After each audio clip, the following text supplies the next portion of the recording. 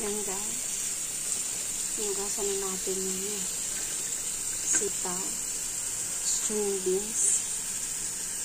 Tapos, i-ano natin siya sa asin. Tapos mamaya, ano natin to.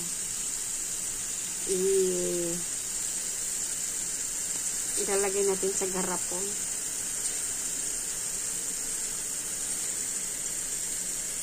Basta lagyan ng tubig. Yung tubig na pinakulo, pero dapat malamig yung tubig.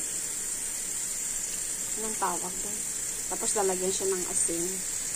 Then after 3 weeks or 2 weeks, pwede mo na siyang anuhin.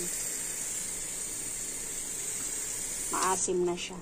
Parang buburuhin ba? Buburuhin siya. So, yan. Mamaya papakita ko sa inyo kung paano ko siya gagawin.